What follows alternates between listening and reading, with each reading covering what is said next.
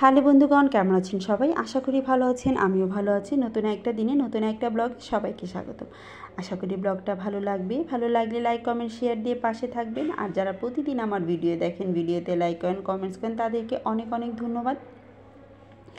এই যে দেখুন, ভাত বসিয়ে দেওয়া হয়েছে। আর আজকের ভিডিওটা না আমি একদম সন্ধ্যার পর থেকে শুরু করেছি। মা রাতের বেলার জন্য ভাত বসিয়ে দিয়েছে, প্রায় হওয়ার কাছাকাছি আর কি। আর এখানে আমরা খেয়ে নিচ্ছি সন্ধ্যার নাস্তা। আজকে একটু অন্যরকম, 3 রকম আর কি। একটা করে সিঙ্গারা, তারপর একটা করে সমোসা, আর হলো পেঁয়াজু, আর সাথে হলো পেঁয়াজ। এই পেঁয়াজটা কিন্তু দোকান থেকে একদমই দেয়নি, এটা কিন্তু আমাদের বাসা থেকেই কাটা, কারণ পেঁয়াজের যে দাম কী আর দেবে বলুন। আর সিঙ্গারা এগুলো খেতে মোটামুটি ছিল, আর ভালো লাগতো যদি একটু গরম গরম হতো। একটু ঠান্ডা হয়ে যাওয়ার কারণে কেমন যেন লাগছে, মানে খেতে ভালো লাগছে না। যদি গরম গরম হতো খেতে কিন্তু বেশ লাগতো। যাই হোক, খাওয়া দাওয়া শেষ করে নিলাম। ছেলেকেও সন্ধ্যার দিকে একটা কলা খাওয়ানো হয়েছিল। আর এখন ভাবলাম যে রাতের বেলা ছেলেকে একটু ভাত খাওয়াবো, কিন্তু না, আমি বললাম বাবা তুমি কি ভাত খাবে? না, ও কোনোভাবেই ভাত খাবে না, ও খাবে হলো নুডলস। আর ও যেহেতু বলেছে যে নুডলস খাবে, আমি যদি এখন ভাত নিয়ে বসি তাহলে ও একদমই খেতে চাইবে না। ও যেহেতু চাইছে যে নুডলসটা খাবে, তাই ভাবলাম যে ওর ইচ্ছাটাই থাক, একটু নুডলস রান্না করে দিয়ে যদি ও নিজে নিজে একটু শান্তভাবে খায় আর কি। তার জন্য দেখুন নুডলসটা কেটে নিলাম, সাথে মশলার প্যাকেটটাও কেটে নিয়ে নিলাম। আর আমি কোনো কাজ করতে আসব, সেটাতে আমার ছেলে দুষ্টুমি করবে না, সেটা তো কোনোভাবেই সম্ভব না। এই হাঁড়ি নিয়ে যাচ্ছে, এই নুডলস নিয়ে প্যাকেট নিয়ে যাচ্ছে, এই করেই যাচ্ছে। এই যে ওর হাত থেকে নিয়ে আমি এটার মধ্যে হালকা করে জল দিয়ে দিলাম, সাথে আমি না, আমার ছেলে নুডলসটা ঢেলে দিল। ওইভাবে আর রান্নাটা দেখাবো না, আমি সরাসরি চলে যাব রান্না করে আমার ছেলের খাবার দাবারের মধ্যে। এই যে দেখুন, এটার মধ্যে দিয়ে দিলাম হলো মশলা। এই যে মশলাটা আমার ছেলে এমনি এমনি খেতে খুব পছন্দ করে, কিন্তু আমি দিতে চাই না। যাই হোক, বানানো শেষ হয়ে গেছে।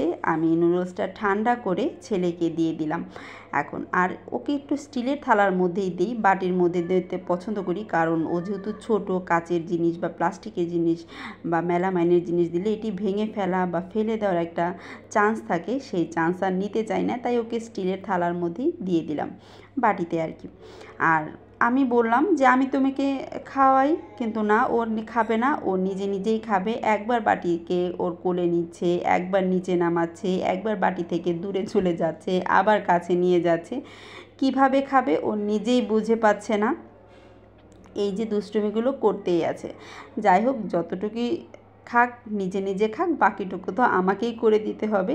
এই যে নিজে নিজে খাওয়ার যে অভ্যাসটা, এটাই হলো সবচেয়ে বড় কথা। কবে যে এই অভ্যাস হবে আমি কিছুই বুঝে পাচ্ছি না। মাঝে মাঝে মনে হয় কখন যে ও নিজে নিজে খেতে পারবে, নিজে নিজে সব কিছু করতে পারবে। বিশেষ করে খাবারটা আর কি নিজে নিজে কখন করবে, তাহলেই শান্তি। যাই হোক, খাওয়া দাওয়া তো হয়ে গেছে, প্রায় 1-1.5 ঘন্টা ভরে আমার ছেলে এটা খেয়েছে। এখন চলে আসলাম দাঁত ব্রাশ করানোর জন্য। এই যে প্রতিদিন আমি চেষ্টা করি, ইদানিং ধরে যে প্রতিদিন চেষ্টা করি এই অভ্যাসটা করানোর জন্য, যে ও যেন প্রতিদিন রাতের বেলা দাঁতটা ব্রাশ করে তারপরে ঘুমায় আর কি। আর এই চেয়ারের মধ্যে ওকে যদি দাঁড় করানো দেওয়া হয় না, ও কিন্তু খুব পছন্দ করে, এমনকি খুব খুশিও হয়। যার ফলে আমার একটু খেলার ছলে ওর যে দাঁত ব্রাশটা সেটাও হয়ে যায় আর কি। এই যে দেখুন, একবার কিন্তু আমি অলরেডি পেস্ট দিয়ে দিয়েছি, যাতে করে ওর অভ্যাসটা হয় আর কি। দাঁত ব্রাশ করার পেস্ট নিয়ে নিলেও এখন দাঁত ব্রাশ করে নেবে। আর এখন সময় কি, এখন থেকে যদি অভ্যাসটা না করানো হয়, তাহলে দেখা যাবে যে ভবিষ্যতে ওর মাড়ির যে দাঁতগুলো, এটার মধ্যে মানে ক্ষয় হয়ে যাবে, কালো কালো হয়ে যাবে, এতে ব্যথা হবে। তাই ছোটোবেলা থেকে অভ্যাসটা করলে বড় হলে পরে এটা থেকে যায় আর কি। তার জন্যে ওকে প্রথমে দেই যে যেভাবে দাঁত ব্রাশ করুক, তার পরবর্তীতে লাস্টের দিকে আমি ওর দাঁত ব্রাশটা সুন্দর করে করিয়ে দিই ঘুমানোর আগে। এই যে এখন হলো ওর ঘুম পাড়ানোর আগে, তাই ও নিজে নিজে দাঁত ব্রাশ করে নিচ্ছে, তার পরবর্তীতে আমি করে নেব আর কি।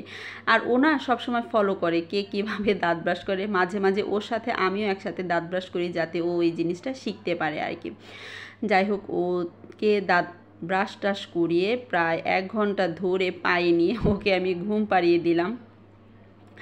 ওকে ঘুম পাড়িয়ে দিলে হয় কি পরিবেশটা শান্ত হয়ে যায় আর সব কিছু শান্তিতে টুকটাক কাজগুলো করা যায় আর কি। আর সাথে ধরিয়ে দিলাম এই যে গুড নাইট, কারণ কয়েল না ধরে সারাদিন তো আর কয়েল ধরানো সম্ভব না, তাই রাতের বেলা চেষ্টা করি গুড নাইটটা দিয়ে ঘুম পাড়ানোর জন্য। কারণ এখন যে ডেঙ্গুর উৎপাত, সবারই উচিত এদিকে সাবধান থাকা। যেভাবেই হোক মশা তাড়াতে হবে। আর ডেঙ্গু হলে যে কি হয় সেটা আর বলার বাকি থাকে না, এটা আমরা কম বেশি সবাই জানি। ওকে ঘুমটুম পাড়িয়ে দিয়ে এখন আমি চলে আসলাম খাবার দাবার খাওয়ার জন্য। কারণ ওকে ঘুম পাড়িয়ে খাবারটা খেলে হয় কি শান্তিতে ধীরে সুস্থে করে খাবারটা খাওয়া যায়, তা না হলে একদম খাওয়াই যায় না। এই যে আজকে দুপুরে মা রান্না করেছিল এই যে মুরগির যে গলা, তারপরে পা, কলিজা, এগুলো দিয়ে আমাদের আজকে দুপুরে রান্নাটা করেছিল, আর সাথে করেছিল ঢ্যাঁড়স ভাজি।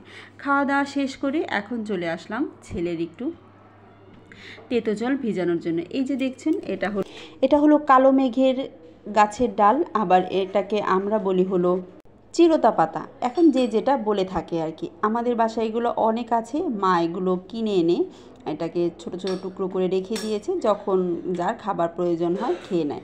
আর ইদানিং তো আমি ছেলেকে এই যে তেতো জলটা খাওয়াচ্ছি, আজ দীর্ঘ 7 দিন ধরে আমি এই জিনিসটা খাওয়াবো, তারপরে বন্ধ করে দেব 1 মাসের জন্য। তাই এটাকে আমি হালকা ওর গ্লাসের মধ্যে, আমার ছেলের যে গ্লাসটা আছে সেটার মধ্যে অল্প একটু জল দিয়ে সাথে এটার মধ্যে দিয়ে দিলাম এই যে চিরতা পাতার গাছের ডাল। এখন এটাকে সারা রাত ধরে ভিজিয়ে রাখবো, ভিজিয়ে রেখে সকালবেলা ওকে এটা খাওয়াবো। আর এটা তো আমার ছেলে খুব সুন্দর করে খেয়ে নেয় আর কি। যাই হোক, এটাকে এখন ঢেকে রেখে দেব।